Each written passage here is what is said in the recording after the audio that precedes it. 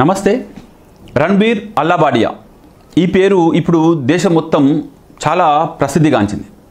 ఎందుకంటే అతను ఒక షోలో చేసిన ఒక వాక్యం వల్ల ఇప్పుడు ఈ రోజున అతనితో పాటు అతని వెనుక ఉన్న టీం అందరూ కూడా బాధపడుతున్నారు, పశ్చాత్తాపడుతున్నారు.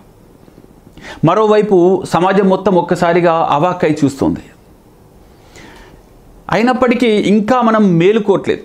సరే ఏంటి మేలుకోవడం ఏంటి, అతను ఒక వ్యాఖ్య చేశాడు కదా, దాంట్లో ఏముంది అని మనకు అనిపించవచ్చు. కానీ ఈ సంఘటనని అనేక కోణాల్లో చూడాల్సిన అవసరం ఉంది. అందులో ముఖ్యమైనవి ఒకటి, ఒక వ్యక్తి సక్సెస్ సాధిస్తే అతనిలో ఓవర్ కాన్ఫిడెన్స్ ఎలా పెరిగిపోద్ది, అతని ఓవర్ కాన్ఫిడెన్స్తో అతను ఎలా బిహేవ్ చేస్తాడు అనేది ఒక కోణం. అంటే ఒక 13 మిలియన్ల మంది తనకు ఫాలోవర్స్ ఉన్నారు అఫీషియల్గా అన్నప్పుడు అతను ఏ స్థాయి ఆలోచనలతో ఉన్నాడు అనేది మనకు తెలుస్తుంది. అప్పుడు ఎలా ఆలోచిస్తాడు అనేది ఒక అంశం అనుకుందాం. రెండవది, అతని బ్యాక్గ్రౌండ్లో అంటే అతని బ్యాక్గ్రౌండ్లో ఎవరున్నారు, అతన్ని ఎవరు తయారు చేశారు, అతని తల్లిదండ్రులు, అతడు చదువుకున్న విద్యాలయం ధీరుభాయ్ ఇంటర్నేషనల్ స్కూల్, అలాగే అతను పెరిగిన వాతావరణం, ఆ సమాజం మొత్తం కూడా ఈ రోజున బ్లేమ్ అవుతుంది. అంటే అసలు ఒక వ్యక్తి యొక్క వ్యక్తిత్వం అనేది నిర్మాణం జరగలేదు అని మళ్ళొకసారి ఇది స్పష్టమవుతుంది. మరో అంశం ఏంటంటే విజ్ఞానము, వివేకము ఈ రెండు ఒకచోట ఉండాల్సిందే, లేకపోతే వచ్చే అనర్థాలు కూడా మనకు కనబడుతున్నాయి. రణబీర్ అల్లాబాడియా నిజంగా విజ్ఞానవంతుడే. అతనికి చక్కగా BA చేశాడు, ఇంజనీరింగ్ చదివాడు, నాలెడ్జ్ ఉంది. 30 సంవత్సరాల లోపే అతను భారతదేశం మొత్తానికి ఫేమస్ అయిన ఒక యూట్యూబర్గా అనేక షోస్ రన్ చేస్తూ ఉన్నాడు. మరి ఇంకేం కావాలి అంటే క్యారెక్టర్ కావాలి. ఒక వ్యక్తికి విజ్ఞానంతో పాటు వివేకం కావాలి, పెద్దలను గౌరవించే ఆ హంబుల్నెస్ కావాలి. ఆ విధేయత అనేది ఈ రోజున అతనిలో కనిపించట్లేదు. అతడు చేసిన అదే వ్యాఖ్యలు తనకు, తన తల్లిదండ్రులకు కూడా వర్తిస్తాడా? ఒక్కసారి తను ఆలోచించుకున్నాడా? లేదు. మొత్తం మీద ఈ సంఘటన భారతదేశం మొత్తాన్ని కూడా ఒకసారిగా మనకు ఒక క్వశ్చన్ వేస్తుందండి. మన దేశంలో వ్యక్తిత్వ నిర్మాణం అనేది ఎక్కడుంది? ఈ సమాజం భవిష్యత్ అనేది ఆరోగ్యవంతంగా ఉండాలంటే ఏం చేయాలి? ఈ అంశం ఇప్పుడు మరొకసారి తెర మీదకి వచ్చింది. ఒక సినిమా డైరెక్టర్, ఒక సినిమా నిర్మాత తను తీసే సినిమాని తన కుటుంబ సభ్యులకు కూడా చూపించగలడా? ఒక రెస్టారెంట్లో వంట వండే కుక్, షెఫ్ అదే పదార్థాన్ని తన పిల్లలకు, తన ఫ్యామిలీకి తినిపించగలడా? ఒక వస్తువు తయారు చేస్తున్న ఎంటర్ప్రెన్యూర్, పారిశ్రామికవేత్త అదే వస్తువును తన ఇంట్లో వాడగలడా?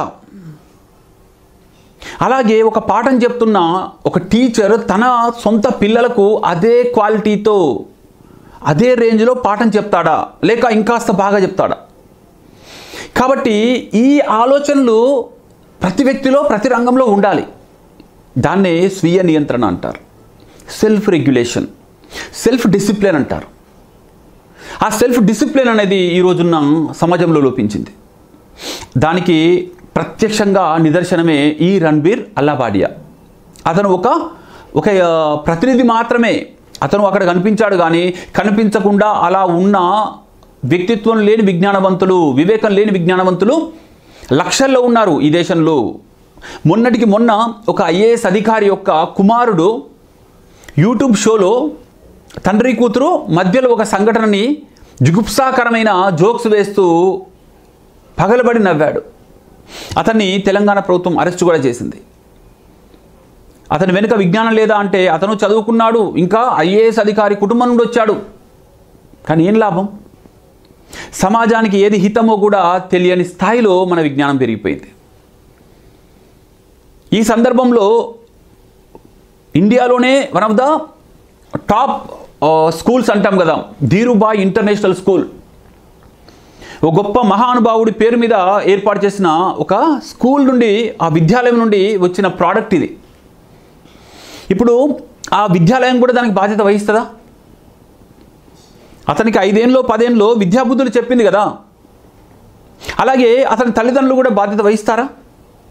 ఏ భయము లేకుండా సమాజం అంటే ఏందో తెలియకుండానే పెంచినందుకు వాళ్ళు కూడా దీనికి బాధ్యులే అవుతారు. ఆ బాధ్యత నుండి వాళ్ళు తప్పించుకోలేరు.